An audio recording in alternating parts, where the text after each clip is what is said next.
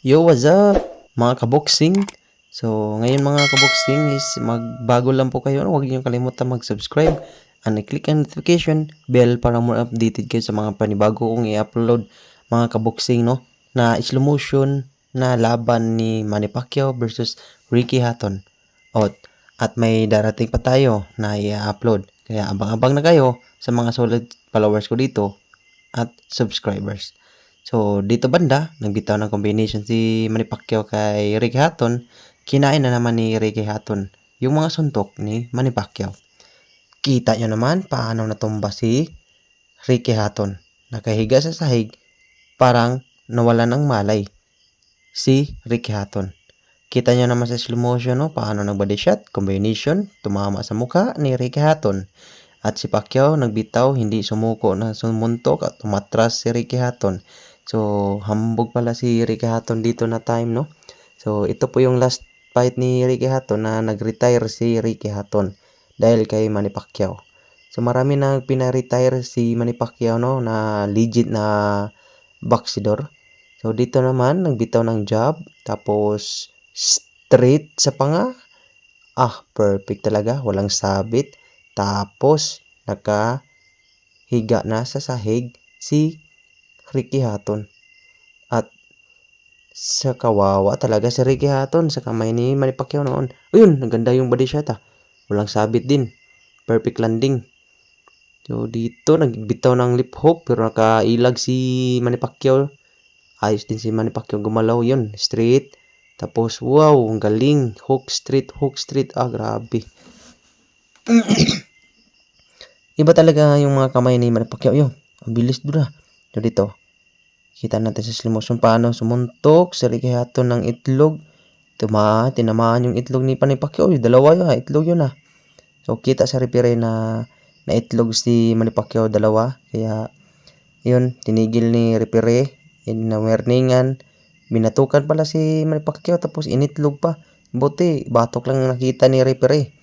So, dito naman, kinain naman ni Ricky Hatton yung suntok ni Manny Pacquiao na parang maso. Yan o. Hug na lang ang ginawa ni Ricky Hatton. Yakap kay Manny Pacquiao. Libre namang yakap ni Pacquiao eh. Yan o. Yun, grabe talagang job ni Pacquiao para straight nga may kasamang hook. So, natatakot na si Ricky Hatton dito ni Pacquiao. Uy, galing yun ah. Straight, hook straight, hook straight. Uy, yun. Nalasing na sa mga suntok ni Manny Pacquiao si Ricky Hatton. Umatras sa lubid. At dito, grabe, pinaulan na ni Manny Pacquiao ng mga suntok. At niyakap na lang sana ni Ricky Hatton si Manny Pacquiao kasi libre lang yung yakap. At dito, binitawan ang pagyakap ni Ricky Hatton at binugbog ng sobra at dito natumba at gusto pang humawak ng lubid si Ricky Hatton. Buti ang referee ang bilis, pinatras muna si Manny Pacquiao at dito banda si Ricky Hatton is gusto pa rin lumaban kahit na knockdown na. So dito, may forma pa din si Ricky Hatton kahit na knockdown na, no. Ayan, kinain na naman yung hook, straight, combination, grabe talaga. Iba talaga gumalaw si Manny Pacquiao. Yung gumalaw si Pacquiao, talagang shock mangyayari sa kalaban niya na manakdown o manackout. Ganyan ang mangyayari sa kanila. Dito na naman, dumating na naman sa corner si Ricky Hatton. Wala na tong takas do kapag hindi magyakapan. Yan, nihag na lang ni Ricky Hatton kasi alam ni Ricky Hatton na malakas ni Manny Pacquiao. Kaya yakap na lang yung ginawa niya. Dito na banda, kinain na naman yung hook ni Manny Pacquiao. Grabe talaga si Ricky Hatton, no? Ang tigas ng panga niya. Kinain palagi yung mga suntok ni Manny Pacquiao na mga solido. At dito, niyakap niya at hinihag niya ng mabuti kasi alam niya na mag-retire na siya. Kaya niyakap niya muna si Manny Pacquiao. Kasi para darating ng panahon, hindi siya makayakap kasi iba na si Manny Pacquiao. Dito gustong habulin ni Ricky Hatton si Pacquiao. Dito naunahan siya ni Manny Pacquiao. Napatras si Ricky Hatton. Dito kita naman sa slow motion paano nagbitaw si Manny Pacquiao ng jab. Tapos straight.